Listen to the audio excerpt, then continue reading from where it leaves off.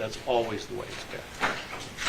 If at any time I get any sense that the presence of the media is a distraction, then I will pull the plug and that'll be the end of it. But this is part, really, in a small sense, you're part of history. This is the first time, to my knowledge, that an Indiana trial, that an Evansville, Vanderbilt County trial has ever been broadcast. So I'm going to try this and see how, from my point of view, there'll be other trials that they'll want to do, and how they handle this will be dependent upon whether they ever come back or not.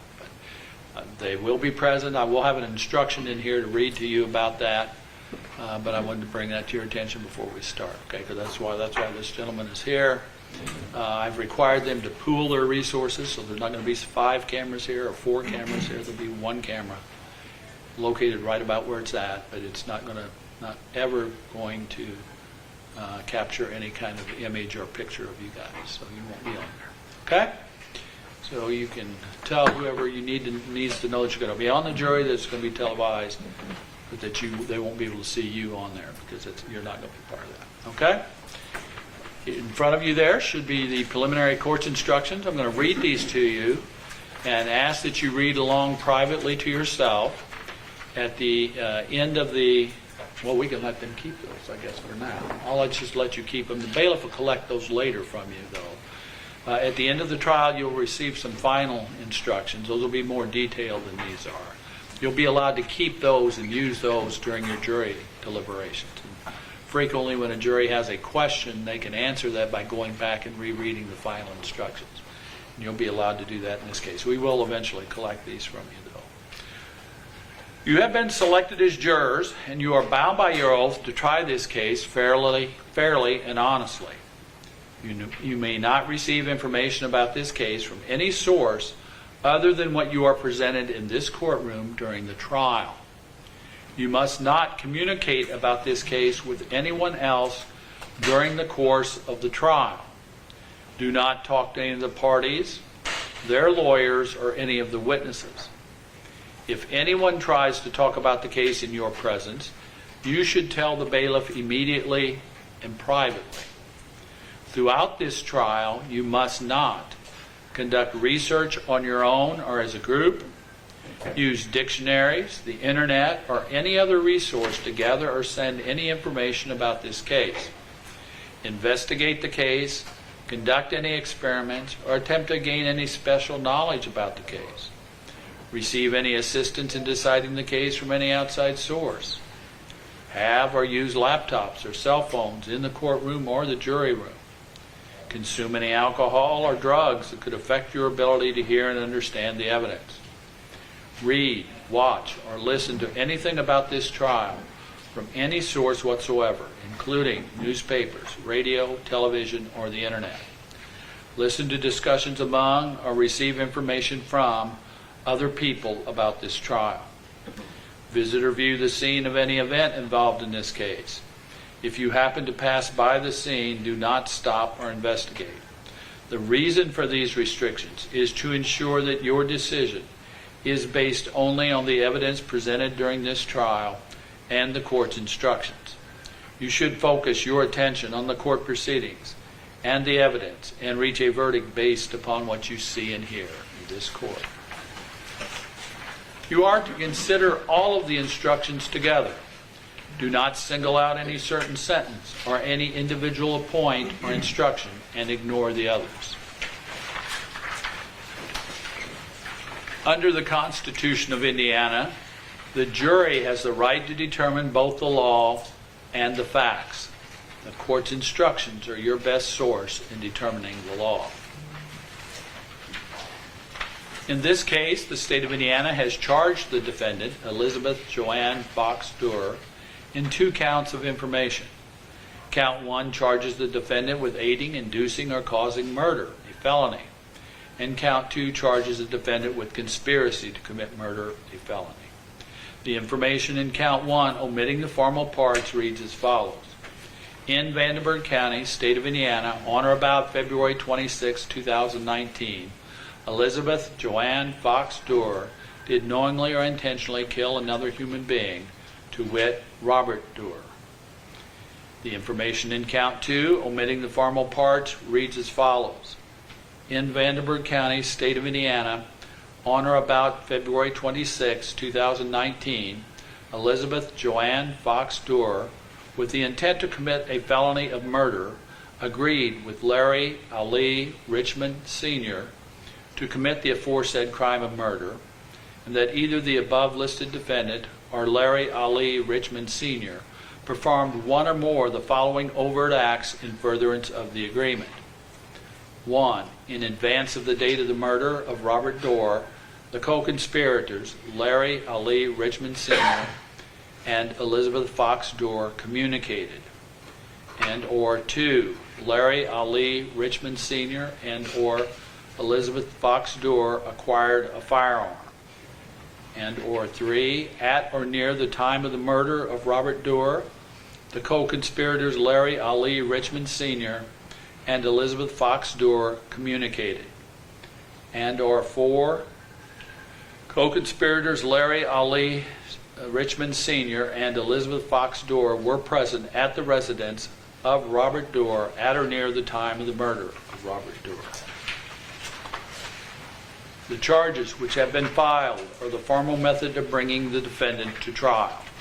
The filing of a charge or the defendant's arrest is not to be considered by you as any evidence of guilt.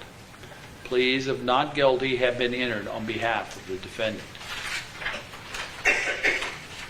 Under the law of this state, a person charged with a crime is presumed to be innocent. To overcome the presumption of innocence, the state must prove the defendant guilty of each element of the crime charged beyond a reasonable doubt. The defendant is not required to present any evidence to prove her innocence or to prove or explain anything. You should attempt to fit the evidence to the presumption that the defendant is innocent and the theory that every witness is telling the truth. The burden is upon the state to prove beyond a reasonable doubt that the defendant is guilty of the crime charged. It is a strict and heavy burden. The evidence must overcome any reasonable doubt concerning the defendant's guilt. But it does not mean that a defendant's guilt must be proved beyond all possible doubt. A reasonable doubt is a fair, actual, and logical doubt based upon reason and common sense. A reasonable doubt may arise either from the evidence or from a lack of evidence. Reasonable doubt exists when you are not firmly convinced of the defendant's guilt after you have weighed and considered all of the evidence. A defendant must not be convicted on suspicion or speculation. It is not enough for the state to show that the defendant is probably guilty. On the other hand, there are very few things in this world that we know with absolute certainty. The state does not have to overcome every possible doubt. The state must prove each element of the crime by evidence that firmly convinces each of you and leaves no reasonable doubt. The proof must be so convincing that you can rely and act upon it in this matter of the highest importance. If you find that there is a reasonable doubt that the defendant is guilty of the crime, you must give the defendant the benefit of that doubt and find the defendant not guilty of the crime under consideration. You may take notes during the trial if you wish. Do not become so involved in note-taking that you fail to carefully listen to the evidence and observe the witnesses as they testify. Notes are not evidence in the case and must not take precedence over your independent recollection of the evidence. They are only an aid to recollection and are not entitled to any greater weight than your recollection or impression as to the actual evidence. Your notes should not be disclosed to anyone other than a fellow juror during deliberations. Do not take your notes outside the courtroom or jury room. The court will furnish you with paper and pencil. You are allowed to submit questions to witnesses to clarify their testimony during the trial under certain conditions. If you feel the answer to your question would be helpful in understanding this case, please raise your hand after the lawyers have completed their examinations, but before the witness is excused. You shall write your question and hand it to the bailiff. I will then privately confer with the lawyers about the question and make a ruling on whether the question may be asked under our law. If the question is of a type that is allowed, I will address the question to the witness. Please do not directly speak to the court, the lawyers, or witnesses, but carefully follow this procedure if you wish to have a specific question addressed to a witness. You are permitted to discuss the evidence amongst yourselves in the jury room during recesses from trial, but only when all jurors are present. You should not form or express any conclusion or judgment about the outcome of the case until the court submits the case to you for your deliberations. You are the exclusive judges of the evidence, which may be either witness testimony or exhibits. In considering the evidence, it is your duty to decide the value you give to the exhibits you receive and the testimony you hear. In determining the significance of a witness's testimony, some factors you may consider are the witness's ability and opportunity to observe, the behavior of the witness while testifying, any interest, bias, or prejudice the witness may have, any relationship with people involved in the case, the reasonableness of the testimony considering the other evidence, and your knowledge, common sense, and life experiences. You should not disregard the testimony of any witness without a reason and without careful consideration. If you find conflicting testimony, you must determine which of the witnesses you will believe and which of them you will disbelieve. The quantity of evidence or the number of witnesses need not control your determination of the truth. You should give the greatest value to the evidence you find most convincing.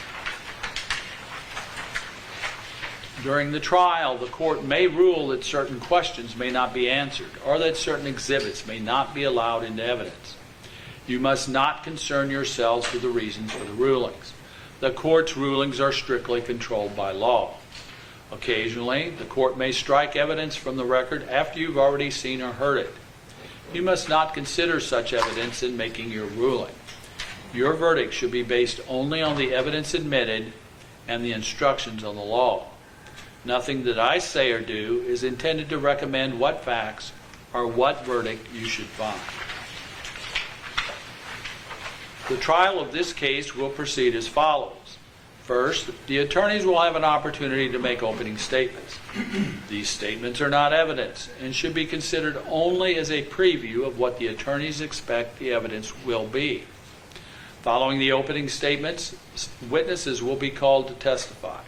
They will be placed under oath and questioned by the attorneys and/or the jury. Exhibits may also be received as evidence.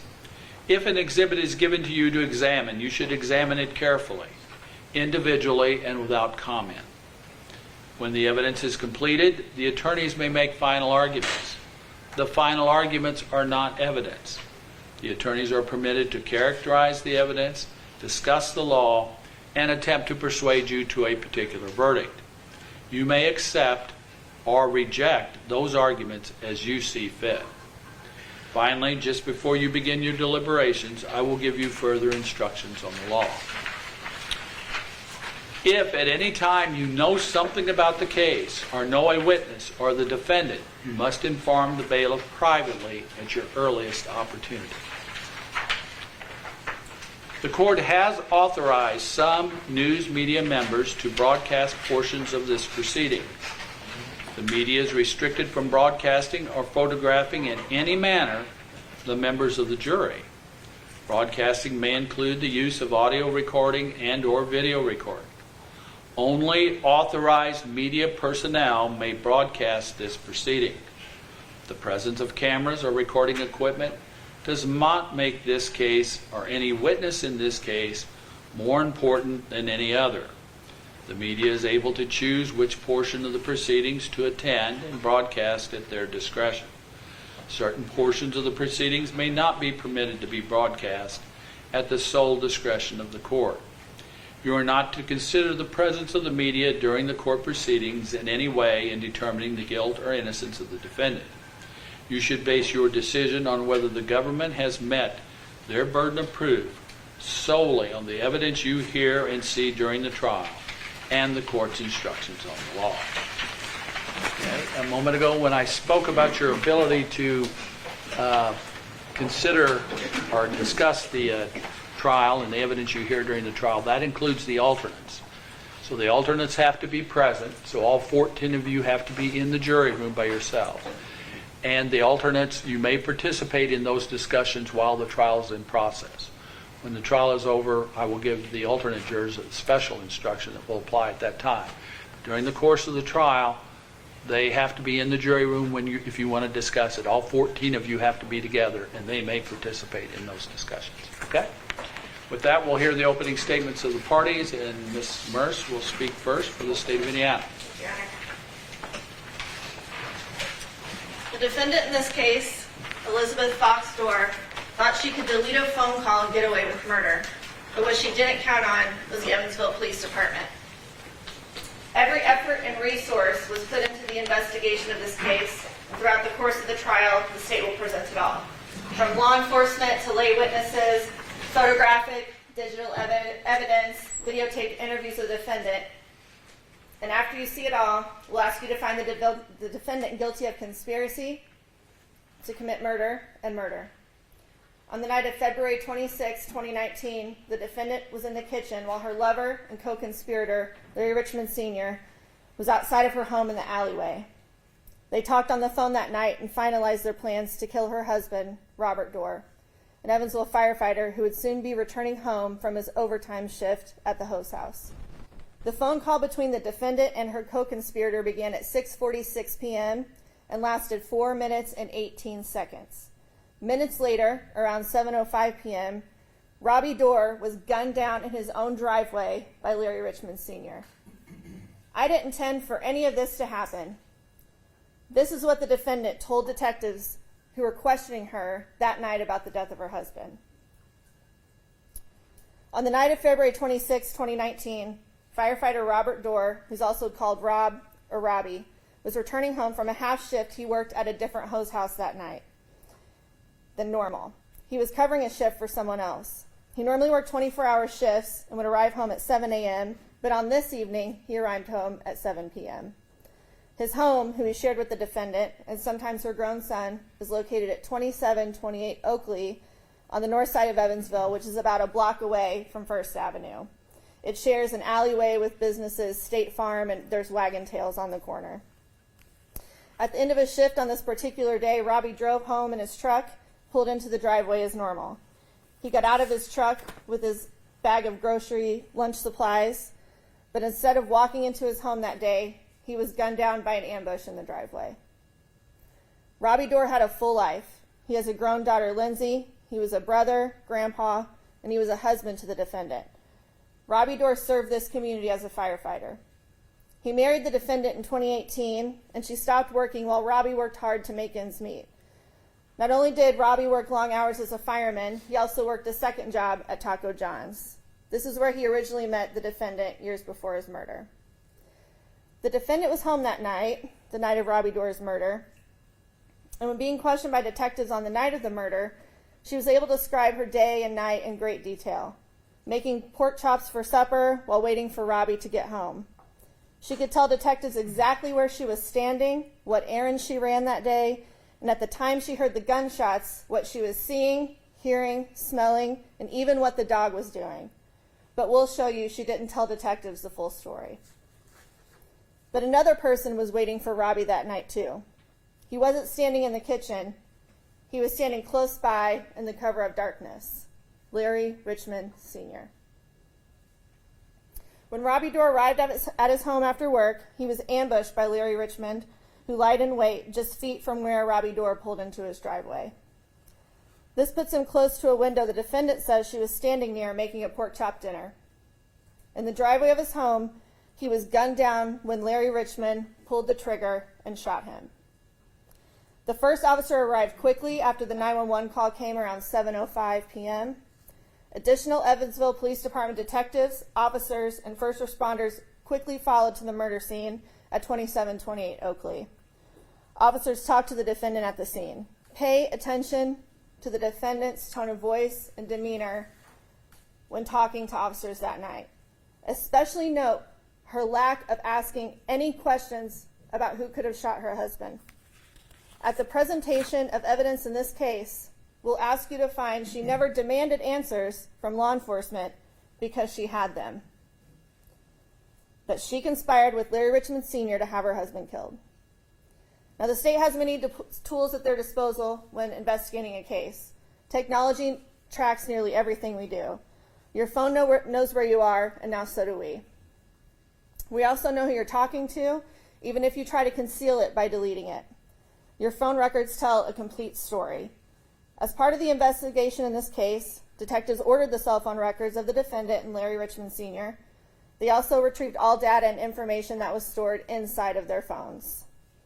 They focused their efforts on the date and time of the murder and found that just 15 minutes before Robbie Doerr was ambushed and killed, the defendant spoke with Larry Richmond Sr. on the phone for 4 minutes and 18 seconds.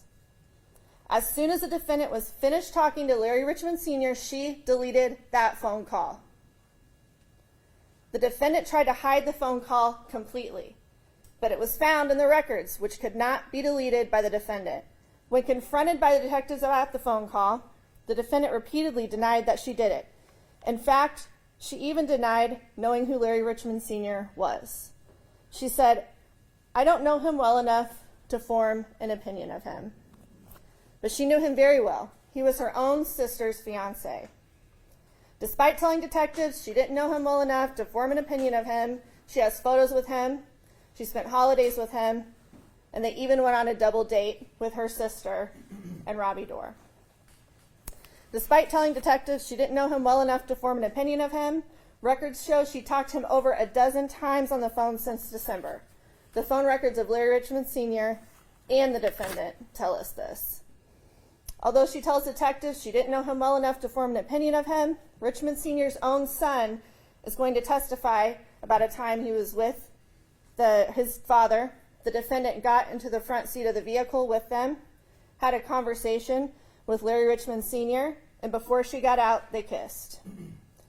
We'll show you their relationship went beyond kissing and having an affair with him behind her sister's back. But her story that they never talked that night and she didn't know him well enough to form an opinion of him changes. When she was confronted with the evidence against her and realized she was backed into a corner, she then claimed she did remember talking to him that night, but it was about floodlights at her house. She eventually also adds, "I just felt like he had been there that night," even adding that she told Richmond what time her husband would be home. We know Richmond Sr. was there that night. The cell phone data, simple latitude and longitude coordinates tell us this. Not only did they have a phone conversation, he was outside of her home. That night, Larry Richmond Sr. talked to the defendant, his fiancee's sister, on the phone for over 14 minutes and 18 seconds. At one point was standing behind their house in the alleyway, and he waited for her husband to come home so he could finish their plan to murder him. Robbie Doerr eventually did come home for the last time. Richmond's phone shows his location outside of Robbie Doerr's house that night, but what Richmond's phone doesn't show is even more telling. His phone goes black, off, no data at all during the time of the murder. Then it comes back on. The phone then shows Richmond using a police scanner app and traveling to a nearby gas station. Cameras at the gas station corroborate this. They show Richmond walking into the Circle K gas station on First Avenue, at First Avenue and Allen's Lane, I think it's a BP now, with an undershirt tank top on in February. The murder weapon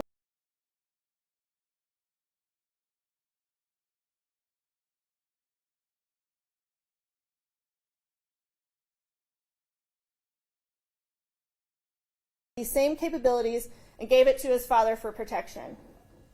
And Richmond's son paid for this with a federal conviction for doing so. You'll learn just how unique this type of gun is from the Indiana State Police Lab. The life of Robbie Doerr, beloved firefighter, father, ended at the age of 51 at his own home after a long day of working. He was simply at work and came home, and now he's dead. But why? The defendant says she never intended for any of this to happen, but it did. It happened because she orchestrated it, and that's why we're here.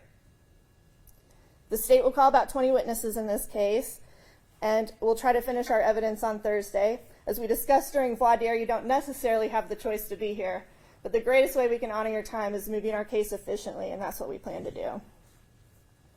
The judge will instruct you that you can ask questions. Please take advantage of that and do so if you have questions. Larry Richmond is not literally on trial here, but in a sense he is, because to prove there was a conspiracy and that she conspired with him to have her husband killed, we have to show that he did in fact kill her husband. The state does not have to prove motive in this case, but the evidence will suggest her motive was financial gain with her immediate interest in the firefighter pension or her desire to be with her lover or a combination of both. The defendant, while she claims she didn't intend for any of this to happen, discussed this plan with Richmond Sr. on the phone that night, her sister's fiance, who she was secretly talking to and kissing. The defendant is the reason that Larry Richmond Sr. and Robbie Doerr ever met. The life path of Robbie Doerr, a hardworking firefighter, and dad would have never crossed with Larry Richmond Sr. if it wasn't for the defendant. Larry Richmond would have never thought to kill Robbie Doerr if it wasn't for the defendant. We will prove beyond a reasonable doubt the defendant put this whole plan to motion, and because of that, we'll ask you to find her guilty at the end of this trial. Thank you. Now, Mr. Mark Phillips will address us. Go ahead, Counsel. Thank you, Your Honor. Ladies and gentlemen, I appreciate your time. It's been a long day, and obviously there's a lot ahead. But let's not be misguided or take a detour based on the sympathy that you just were suggested would support the state's case. The judge is going to tell you that the tragedy of Mr. Doerr's death does not have any effect nor influence on your consideration of the case that's presented by the state of Indiana. I'm sort of amazed at what I just heard, because part of what we do in preparing for trials like this is go through the evidence that the state presents or intends to present during this trial. And so much of what you just heard will not be presented in an evidentiary fashion in this trial. There will be no evidence that Becky Doerr had any conversation with anyone about killing anyone. That doesn't exist. That is a speculative, suppositional, grandiose suggestion to support a charge that should have never been filed. You will hear no evidence of Becky Doerr talking about getting a gun. You'll hear no evidence about a conversation with anyone that's plotting her husband's death. That evidence does not exist. You will hear about the sophisticated technology that the Evansville Police Department has access to and all the work they did to uncover things that might support some kind of suggestion that Becky killed or had her husband killed. And that evidence does not exist. You'll hear this suggestion that she conspired with with Larry Richmond Sr. to concoct some plan. You heard the state suggest to you that she called and told someone when he was coming home. That evidence does not exist. What you're going to see in this trial is an attempt to create innuendo, to engage in rank speculation. You're going to have some people who know better attempt to suggest to you that a story that is attempted to be told has factual support, and that evidence does not exist. Normally when I get up here and I talk to juries and I portray what I think will or won't happen in a case, I'm very cautious to say anything about what evidence will or won't show. Why? Because if there's evidence of something and I say it doesn't exist, you hold me accountable, but the person who is punished is her. But when the state of Indiana stands up in front of you and they suggest to you that there's evidence beyond any reasonable doubt that supports the charge of aiding, inducing, or causing the death of her husband by Becky Doerr, I'm telling you that evidence does not exist. And finally, when they get up here and they say that there's proof beyond any reasonable doubt of a conspiracy, remember, a deliberate agreement between Becky Doerr and Larry Richmond Sr.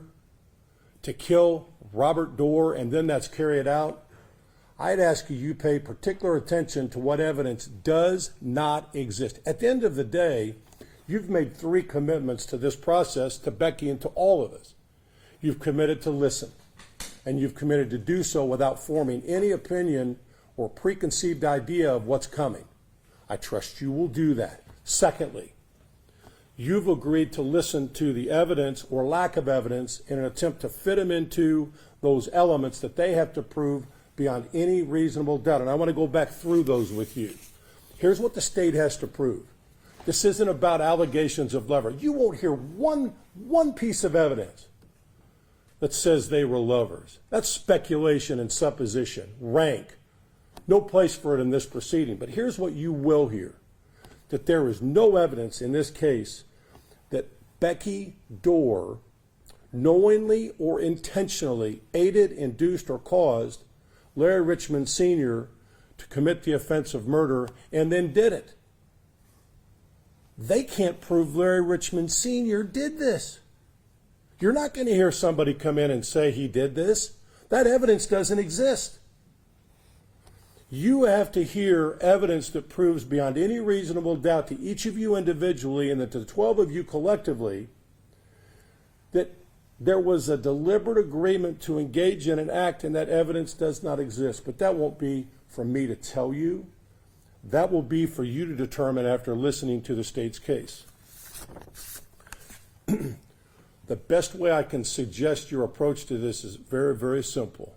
Be a good listener, take good notes, but don't be blinded by the grandiose suggestion that this theater creates the ability to engage in creative writing or creative thinking. There's nothing creative about this other than the state's attempt to suggest to you that there is evidence to support the charges that does not exist in this case. At the end of the day, I won't ask you to find Becky Doerr not guilty. I'm going to ask you to follow the rules and the law that govern your participation in this trial, because when you do that, that will be the decision that you make as to both counts that the state of Indiana has chosen to file. Thank you. State, call your first witness, please. Please give us just a minute. Yeah, to move the podium.